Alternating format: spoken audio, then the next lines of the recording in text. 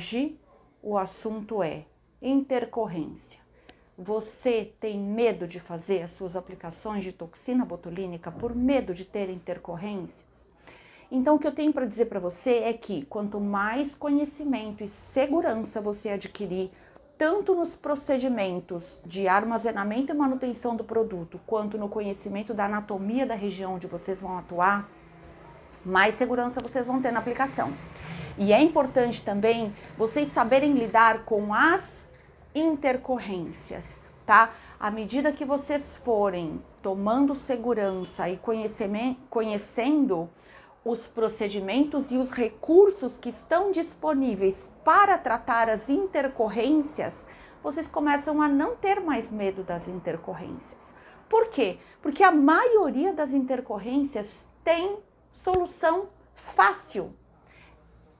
Por uma das razões é pela qual é porque a toxina botulínica ela tem um efeito temporário, né? Então qualquer intercorrência, sem exceção, que seja relacionada com toxina botulínica tem um efeito temporário. O quanto ela dura? Dura o tempo da toxina botulínica. Ah, tudo bem, Carla, mas 4 meses é muito tempo para uma intercorrência. Concordo com vocês. E justamente hoje eu quero abordar com vocês alguns detalhes conceituais aqui para que vocês evitem as intercorrências, joia?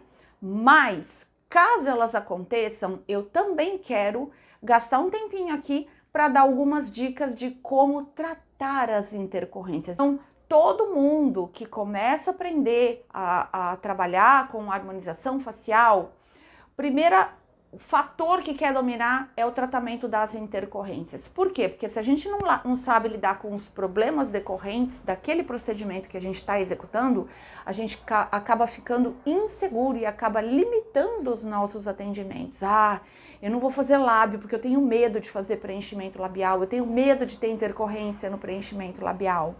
Ah, eu não quero fazer botox porque eu tenho medo das intercorrências com toxina botulínica.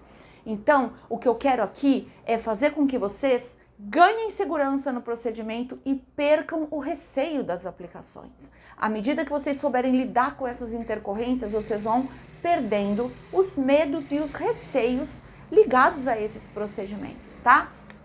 Então, o assunto de hoje, na verdade, ele tem relação, é uma sequência do assunto da semana passada. Para quem assistiu a live da semana passada, viu que a gente falou toda a live das assimetrias de sorriso causadas por aplicação inadequada ou em locais inadequados de toxina botulínica, tá? Então, esse é um dos tópicos que a gente vai abordar na aula de hoje, porque hoje a gente vai fazer um geral sobre todas as intercorrências possíveis de acontecer com as aplicações de toxina botulínica, e eu quero deixar aqui algumas dicas importantes e tudo com base em trabalhos científicos que eu trouxe aqui para vocês poderem evitar e trabalhar com mais segurança, realizando as individualizações e os protocolos de aplicação de um modo muito seguro, sem deixar de perder a naturalidade, que é o que vocês querem nas aplicações de vocês, tá? Bom, dentro das intercorrências, eu classifiquei aqui as intercorrências que podem acontecer na hora do procedimento, né? Por conta da gente estar trabalhando com agulhas, né? O fato da gente estar manipulando agulhas, só por aí a gente já pode ter equimoses, hematomas e edemas decorrentes da aplicação em si e da presença do líquido no interior dos tecidos, tá? Mas eu tenho também as assimetrias faciais, que dentre essas assimetrias faciais eu fiz aqui uma subdivisão, onde inclui aqui as assimetrias de sorriso, que foi o que nós falamos na semana passada, e algumas outras intercorrências, umas importantes, outras menos importantes, mas que todas trazem efeitos negativos para as aplicações de vocês, porque trazem alguma consequência estética para o paciente que desagrada a qualidade do resultado final, tá? Então, eu coloquei aqui como intercorrências o excesso do arqueamento da sobrancelha. Quem nunca aplicou uma toxina botulínica e ficou com aquela sobrancelha que a gente chama de spot, spock, que fica excessivamente arqueada, tá? Então a gente vai falar sobre esse excesso de arqueamento da sobrancelha, ou quando eu tenho uma sobrancelha mais alta que a outra, tá? Ou casos de pitose de pálpebra e pitose de sobrancelha. Então, os riscos mais comuns decorrentes da aplicação de toxina botulínica, eles têm a ver com o posicionamento da porção lateral da sobrancelha. É por isso que é sobre a anatomia do músculo frontal que eu quero falar com vocês hoje, porque na maioria dos casos, as assimetrias, elas estão relacionadas com o músculo frontal. Então, eu quero mostrar como lidar com essas situações de um modo mais seguro, para que vocês tenham menos problemas e menos insegurança nas aplicações de toxina botulínica. E menos intercorrências com excesso de arqueamento, com peso na região das sobrancelhas ou com assimetrias de sobrancelha. Ah, Carla, nenhuma das suas aplicações você deixa uma sobrancelha mais alta que outra? É claro que acontece comigo também, porque tem fatores que são inerentes do indivíduo, alterações que a gente tem do lado esquerdo para o lado direito. Então acontece sim, só que a questão não é eu não ter intercorrência. Eu tenho algumas intercorrências leves no meu consultório. A questão é vocês saberem lidar com as intercorrências e no momento adequado, tá? Então, por exemplo, um excesso de arqueamento ou uma assimetria de sobrancelha tem data certa para a gente fazer a correção e a intervenção, que é no pico do efeito da toxina botulínica. Já intercorrências com excesso de toxina botulínica, com a pitose de sobrancelha e a pitose de pálpebra, a gente já precisa intervir antes do pico do efeito da toxina botulínica. Joia? Então eu tenho sim intercorrências também, intercorrências leves, que eu já aprendi a lidar com tranquilidade. É por isso que é importante o contato com o paciente de vocês no pós-procedimento, é por isso que é importante o paciente de vocês ter o contato de vocês, o contato pessoal, o contato da clínica, ou seja, um acesso fácil a vocês, para ele poder notificar esse problema, né? E o retorno. O retorno é importante justamente porque é nele que a gente tem a oportunidade de refazer esses pequenos detalhes, essas pequenas correções que às vezes as nossas aplicações, tanto estéticas quanto terapêuticas, necessitam, tá? Então eu selecionei aqui, olha, eu cataloguei essas intercorrências e a gente vai falar então uma a uma. Eu vou ficar atenta aqui. Se tiver alguma pergunta, Péricles, se tiver alguma pergunta, você me dá um ok que eu vou ficar atento aqui a você, tá? Intercorrências são difíceis, né? Por quê? Porque elas trazem um desconforto, né? Elas trazem um desconforto tanto para o profissional quanto para o paciente. Então, eu costumo dizer que quando o meu paciente está insatisfeito com o resultado do meu trabalho, eu fico frustrada também, eu também fico insatisfeita. A gente gosta de ter resultados positivos.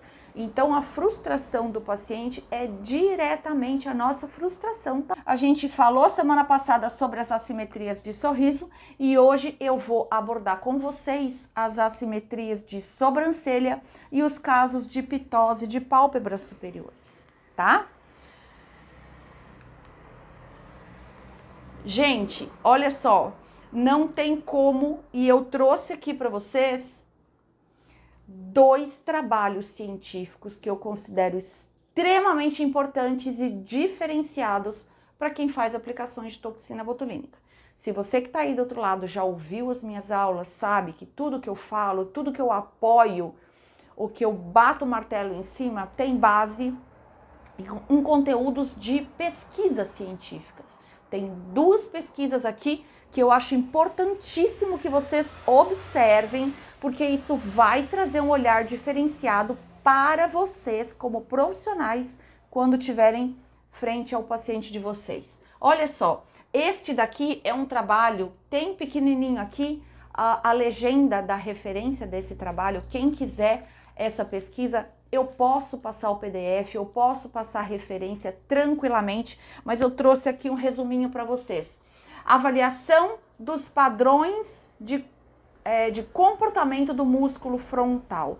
Olha isso, gente, presta atenção no que eu vou passar para vocês aqui agora. Bom, eu tenho 3 padrões de contração do músculo frontal. Padrão total de contração do músculo frontal, que tá aqui, olha, tá desenhado aqui, aonde o paciente, quando ele faz o levantamento da sobrancelha, ele contrai de lateral a lateral o músculo frontal. Observem, o padrão de contração do paciente de vocês é diferente de um, de outro, do outro. Cada um tem uma individualidade no padrão de contração do músculo frontal. Então, essa pesquisa traz muito conhecimento a respeito dessas diferenças de padrão de contração, tá? Então, olha, padrão de contração frontal.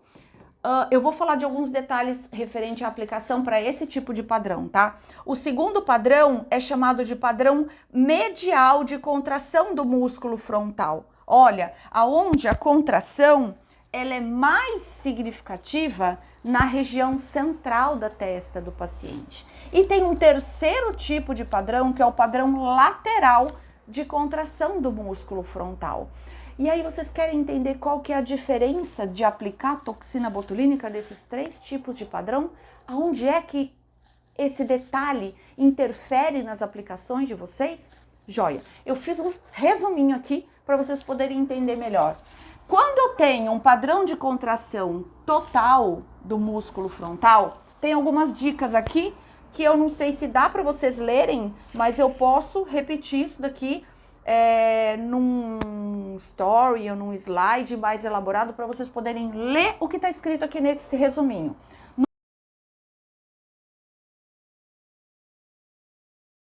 Nessa figura eu coloco aqui o trabalho, essa foto para vocês memorizarem os padrões de contração do músculo frontal. O nome do trabalho se intitula Estudo Piloto dos Padrões de Contração do Músculo Frontal. A publicação foi feita na Surgical and Cosmetic Dermatology, volume 2, número 3, julho a setembro de 2010.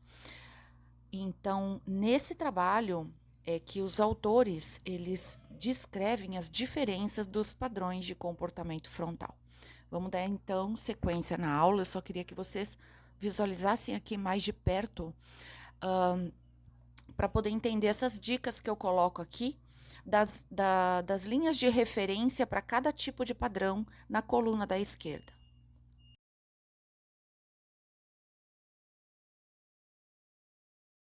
No padrão total de contração, a gente utiliza a linha bipupilar e a linha do arqueamento. Quem já me viu trabalhar sabe que eu gosto de duas linhas verticais de referência. A linha da pupila, traço uma linha aqui na direção da pupila, verticalmente, e a linha que eu chamo de linha do arqueamento. Pede para o paciente fazer uma cara de susto, onde tem o ápice da sobrancelha, o ápice do arqueamento, vocês marcam um pontinho e vocês vão levantar uma linha vertical com referência nesse ponto de maior arqueamento da sobrancelha. Então aí vocês têm duas linhas de referência que são a linha da pupila e a linha do arqueamento, tá? Então a gente vai traçar. Quando eu tenho um padrão total, eu tenho que utilizar a minha aplicação de linha de arqueamento a linha de arqueamento. É fato que um paciente que tem esse tipo de contração, ele vai precisar de uma quantidade maior de toxina para relaxar o músculo frontal. Porque, olha, ele tem uma extensão maior de contração, ele vai precisar de mais pontos de relaxamento do músculo. Faz sentido, não faz sentido? Só que, gente, não pode esquecer que mesmo o paciente tendo essas linhas de contração próximas da sobrancelha, a gente não vai poder aplicar na zona de segurança. A gente já vai rever um pouquinho a zona de segurança, porque se vocês aplicarem toxina tentando tirar essas rugas muito próxima da sobrancelha, vocês vão causar uma pitose de sobrancelha. Por quê? Por enfraquecimento do músculo frontal. Todo o peso do músculo frontal vai cair sobre os olhos e o paciente vai sentir um peso na região da testa. Quanto vai durar esse peso? O tempo do Botox, o tempo de durabilidade do Botox. 4 meses. Lá no final, a gente vai falar Se vocês precisarem encurtar esse tempo, quais são os recursos que a gente tem disponíveis dentro da fisioterapia para poder acelerar o retorno muscular, tá? No final a gente vai falar sobre isso. Por enquanto, a minha abordagem aqui é preventiva. Eu quero colocar algumas questões aqui para vocês prevenirem as intercorrências. Depois a gente vai falar o que a gente faz caso elas aconteçam, tá bom? Então, olha, padrão de contração do músculo frontal. Eu vou utilizar a linha da pupila e a linha do arqueamento, só que eu tenho que evitar aplicar nessa zona que eu considero como zona de segurança para não aplicar toxina botulínica nessa região para não causar um peso na sobrancelha do paciente, tá ok? No segundo tipo de padrão de contração, olha, o paciente ele contrai mais a região central. Então, faz sentido eu aplicar aquém da linha da pupila? Presta atenção. Se o paciente só contrai a região mediana do músculo, para que eu vou aplicar nas regiões laterais a linha da pupila, se esse músculo já é fraco? Presta atenção no que eu estou mostrando aqui para vocês. O músculo, ele é um feixe. Ele até está presente aqui nas laterais, só que ele não tem força de contração, tá? Então, a minha dica aqui é, quando vocês tiverem um paciente que tem esse padrão de contração medial, onde as rugas estão mais concentradas na região central da testa, vocês devem limitar, a sua aplicação de toxina botulínica apenas entre a linha bipupilar. Por quê? Porque o músculo frontal, ele é mais fraco nessa região lateral. Então, se eu exagerar na quantidade de toxina aonde eu já tenho o músculo enfraquecido, eu acabo aumentando a possibilidade de causar um peso na região da cauda da sobrancelha. E olha uma coisa, observa uma questão. Pode perceber que esses pacientes que têm esse tipo de padrão de contração, eles têm a cauda da sobrancelha já caída, tá? Mais ou menos como tá aqui, olha. Tem uma queda da parte da extremidade da sobrancelha, tá? Então, a minha sugestão é limitar a aplicação entre a linha bipupilar, não entre a linha do arqueamento, tá? Por quê? Porque esse paciente ele já tem uma tendência de queda da cauda da sobrancelha, uma tendência natural, porque ele já tem a musculatura mais fraca nas regiões laterais da testa, tá ok? E o último tipo de padrão, olha que interessante, deixa eu ver se tá dando para ver aqui, ou se eu tenho que ficar, acho que o melhor lugar para eu ficar é aqui, olha. O padrão lateral de contração, olha, o paciente ele contrai mais as laterais do músculo e não contrai tanto a parte frontal. É aquele paciente que já tem naturalmente a sobrancelha arqueada, normalmente tem aquela sobrancelha que parece um acento circunflexo, ela já parece um chapéuzinho porque ela tem uma pontinha mais acentuada. Então, esse paciente, ele já tem uma tendência natural de arqueamento das laterais, porque ele tem um pico de contração, o pico de contração dele, olha, fica mais na região lateral do que na região mediana da testa, tá? Tanto esse quanto esse, muito possivelmente vão precisar de menos toxina do que o paciente que faz uma contração de lateral a lateral, tá? Então, mais cuidado com esse paciente, porque como ele já tem uma força de contração na lateral, é um paciente que vai ter mais chance de dar assimetria de sobrancelha. O que é assimetria de sobrancelha? Quando no pico do efeito da toxina botulínica, eu fico com uma sobrancelha mais alta e uma mais baixa. Nossa, que horror, mas isso é muito grave? Não, gente, isso não é nada grave. E é uma questão extremamente simples de se resolver, desde que o profissional esteja atento ao 15º dia, que é o dia do pico do efeito, e que ele esteja em contato com o paciente para poder fazer essa pequena correção, tá? Então, aí, como que é feita a correção? A gente aplica um pontinho na linha do arqueamento do lado da sobrancelha que tá mais alta. Quanto? Metade da dose que foi aplicada inicialmente. Vocês estão me acompanhando aqui? Joia.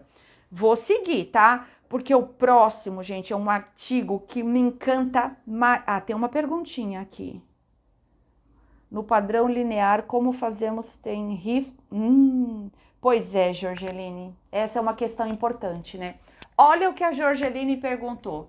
Nesse tipo de padrão aqui, olha, como fazer com aquele resíduo de rugas que ficam depois do resultado final da aplicação?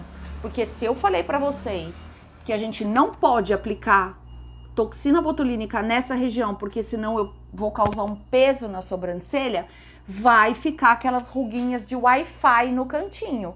Qual é a solução que a gente tem que dar para essas ruguinhas? Lançar mão de outros recursos, como os fios lisos, que vão fortalecer, vão causar um espessamento dérmico e vão aumentando, diminuindo a fragilidade da pele nessa região, tá? Ou de repente, ainda respeitando a zona de segurança, evitar o arqueamento, deixar de fato aquele rosto sem movimento de sobrancelha, mas respeitando a zona de segurança para não causar nenhum tipo de peso na região dos olhos do paciente, tá? Veja se eu respondi a tua pergunta. Eu sei que é uma situação limítrofe essa, é uma situação delicada, onde a gente, com experiência, a gente meio que já conversa com o paciente, fala, olha, seu músculo contrai de lateral a lateral. Eu já sei e eu já estou prevendo que para não pesar sobre os seus olhos, ainda vai ficar um movimento do músculo na lateral. Ah, mas eu não quero essas rugas. Nem sempre são rugas, elas serão rugas se estaticamente a pele estiver marcada. Se for só o movimento do músculo, ainda está aceitável. Mas o recurso que a gente tem para resolver essa situação é lançar mão dos fios lisos ou do microagulhamento também, que ele promove uma bioestimulação, uma troca de pele bem superficial e sutil, que também ajuda nessa solução de rugas finas, mas eu preciso deixar um movimento do músculo, porque senão acontece o que a gente vai ver no próximo slide, que eu trouxe um outro artigo de excelência para vocês avaliarem aqui junto comigo, que é o artigo do Sebastian Cotofana, que é um anatomista americano, que eu gosto bastante dos trabalhos que ele realiza, porque ele traz muito embasamento para que a gente tenha segurança nas nossas aplicações. Gente, olha essa pesquisa, que coisa mais incrível. Ele utilizou o método dos elementos finitos, que é uma metodologia, uma ferramenta da engenharia, que se usa um software de computador para se avaliar o estresse e a tensão de regiões onde são aplicadas forças, e no caso aqui ele avaliou as forças musculares, tá? Então, aqui, olha, com diferença de cores e setinhas, o que foi que ele estabeleceu como padrão decorrente dos resultados que ele obteve nessa pesquisa? Ele encontrou no meio da testa do paciente uma zona de neutralidade, onde as forças de levantamento da sobrancelha se anulavam com as forças depressoras do couro cabeludo. Então existe no meio da testa uma linha de neutralidade, onde como um encontro de águas, onde as forças se encontram e se neutralizam numa zona C, numa linha C, que não é linha C de Cotofana, é linha C de convergência, onde as forças superiores convergem com as forças inferiores exatamente nessa região aqui. Estatisticamente, essa linha, ela se encontra aproximadamente numa proporção de 60/40, quando eu meço a altura total da testa, olha, do ponto glabela até o ponto tríqueo, que é a união da pele com o couro cabeludo. Numa proporção de 60/40, eu tenho aproximadamente a zona de convergência, a linha de convergência que foi estabelecida a partir desse trabalho do Cotofana, onde ele avaliou o estresse da região do músculo frontal. Isso deu muito embasamento para a gente poder entender também aonde é que o músculo frontal faz força para baixo e aonde é que o músculo frontal faz força para cima. A gente usa essas forças a todo momento quando a gente aplica a toxina botulínica. E eu tenho que ter o entendimento de onde estão esses vetores de supressão, de levantamento da sobrancelha. Por quê? Porque se eu neutralizar esses vetores de sustentação da sobrancelha, eu vou causar peso na região dos olhos, porque todo o peso do músculo frontal recai sobre a região dos olhos, tá? Então dá uma olhada aqui. Eu tenho aqui, olha, bom, dicas então, que foi um resuminho meu, baseado no artigo do Sebastian Cotofana. Respeitar a linha C de convergência e a zona de segurança abaixo dela, porque olha, a zona de segurança nada mais é do que a linha abaixo, essa região lateral aqui da sobrancelha. Se eu dividir a sobrancelha do paciente em 3 partes, os 2/3 laterais abaixo da linha C de convergência são exatamente a zona de segurança, onde eu não devo aplicar a toxina botulínica. Viu, Jorgeline, a pergunta que você me fez? Por isso é que não está indicado eu aplicar ou fazer a tentativa de aplicar toxina botulínica para essas rugas que estão abaixo da linha C de convergência. Porque a chance de eu acentuar os vetores de peso, eu chamo de vetores de peso porque é o vetor de depressão do couro cabeludo. As setas em amarelo são os vetores de depressão do couro cabeludo. Então, eu tenho que manter o controle sobre a aplicação abaixo da linha C, mantendo o efeito de lifting. Quem que dá esse efeito de lifting, gente? É o Botox? Não! O Botox, ele dá justo o contrário. O Botox, ele dá um efeito depressor no músculo. O efeito de lifting, a gente usa a movimentação própria do músculo. A gente usa os vetores próprios do músculo. Olha o que acontece, que eu quero que vocês entendam para poder explicar para o paciente de vocês. Dá uma olhada aqui, olha. Quando a gente aplica toxina botulínica, gente, quem que tá aqui, hein? Essa é a parte mais importante da aula, tá?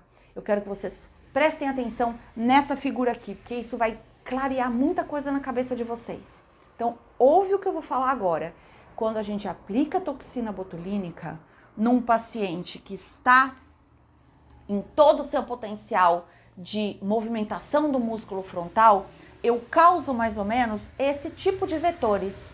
Olha só, como a gente relaxa essa musculatura, a gente neutraliza a ação do músculo, aumentando o efeito depressor do músculo frontal.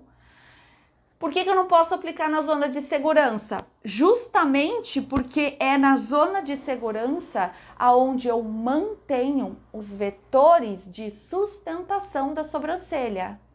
Entenderam, gente? Que estrategicamente são esses vetores que nada mais são do que a força do próprio músculo frontal que vão fazer o arqueamento da sobrancelha. Ah, mas se eu não tenho a sobrancelha arqueada de início, por que ela fica arqueada depois da aplicação?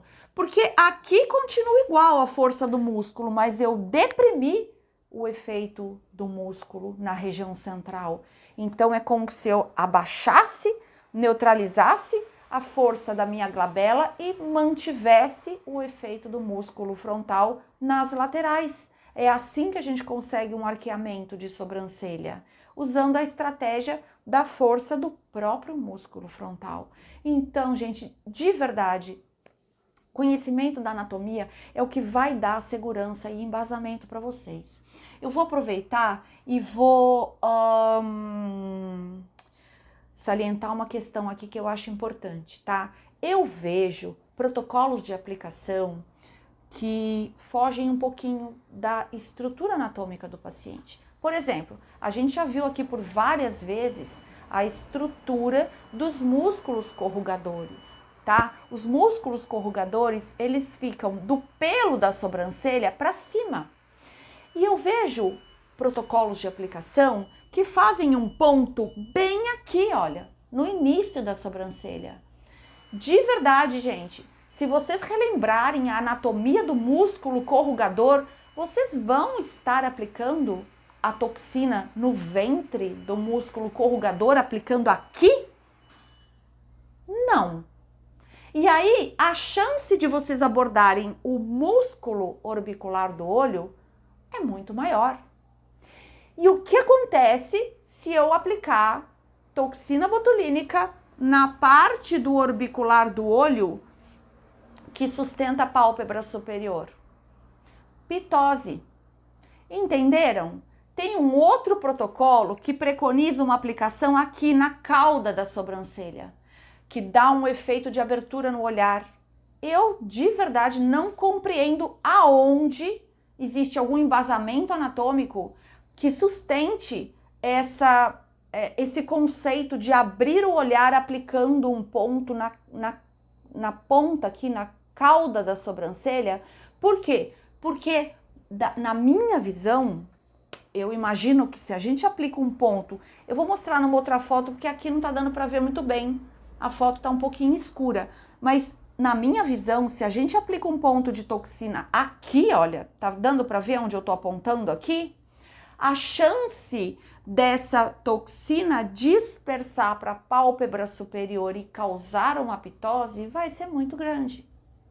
Então, nem na cauda e nem na cabeça e nem na cauda da sobrancelha, se é que a gente pode chamar de cabeça e cauda, o início da sobrancelha e o final. Não existe indicação de aplicação de toxina botulínica com embasamento anatômico para essas duas regiões. E aumenta muito o risco de vocês dispersarem toxina botulínica para o músculo orbicular do olho. A gente até trabalha com toxina no orbicular do olho, mas aqui, olha, na face lateral desse músculo e não na pálpebra superior. Porque senão a chance de vocês causarem um peso na pálpebra vai ser muito grande, tá? Então, essa compreensão aumenta demais a segurança nos atendimentos e a segurança na hora de estabelecer um protocolo, tá? Então, vamos lá. Deixa eu mostrar aqui. Evitar intercorrências que estão relacionadas ao músculo frontal. Tá aqui a foto da Carol de novo. Tá aqui a linha C de convergência na proporção de 60-40. Tá aqui delimitada a zona de segurança e tem aqui algumas dicas para evitar a assimetria de sobrancelha. Tem algumas dicas aqui para vocês.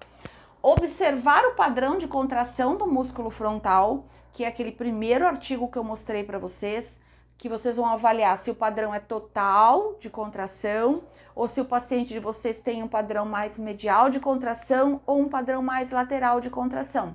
Então, primeiro ponto, para evitar a simetria de sobrancelha, observem o padrão de contração do músculo frontal do paciente de vocês.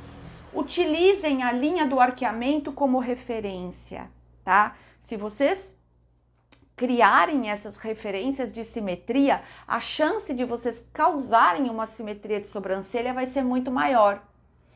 Padronizar a mesma quantidade de toxina para ambos os lados. Colocou 2,5? Aqui, olha, coloca 2,5 do lado de lá. Por quê? Para que o halo de dispersão fique parecido, fique o mais semelhante possível para que não haja nenhuma diferença no resultado final também, tá? Padronizar a mesma altura, então a mesma quantidade de toxina e a mesma altura para aqueles pontos que estão localizados na linha do arqueamento, tá?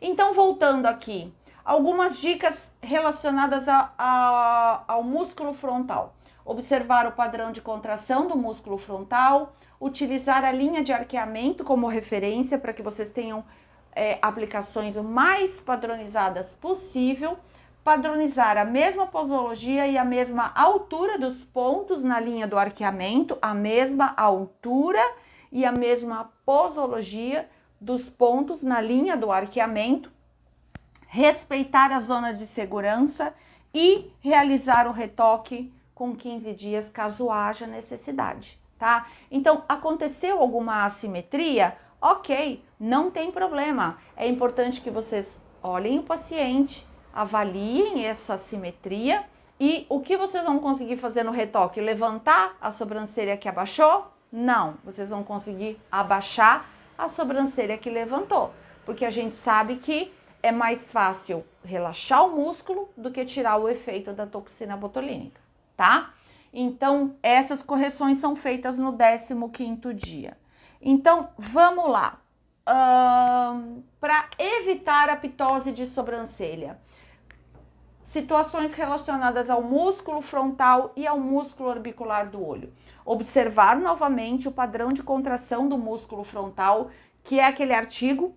Vai ficar gravado aqui para vocês olharem quais são os padrões. Quem está chegando agora e quiser ver quais são os tipos de padrão de contração do músculo frontal, respeitar a linha C de convergência, que é aquela linha de neutralidade que divide a testa entre existe um ponto de neutralidade na testa, onde eu tenho a depressão do couro cabeludo e a supressão da sobrancelha, tá? É uma neutralidade onde essa tensão é zero. Então, respeitar a linha C de convergência do Cotofana. Quando necessário, não estender a aplicação além das linhas da pupila, dependendo do tipo de padrão de contração que esse paciente apresenta, e utilizar uma posologia maior acima da linha C e menor abaixo da linha C. Por quê? Para a gente não anular por completo os vetores que sustentam a sobrancelha. Se a gente neutralizar por completo aqueles vetores que eu mostrei, eu vou mostrar de novo esses vetores, porque realmente eles são muito importantes. Se a gente neutralizar por completo os vetores que sustentam a sobrancelha, a gente vai causar um efeito depressor pesado de todo o couro cabeludo que vai recair sobre a sobrancelha do paciente, tá? Então, quando a gente aplica a toxina botulínica, olha, a gente neutraliza esses vetores, mas a gente mantém os vetores de sustentação da sobrancelha na região de segurança, que é o que vai dar o efeito lifting e que é o que vai dar sustentação para a pálpebra superior.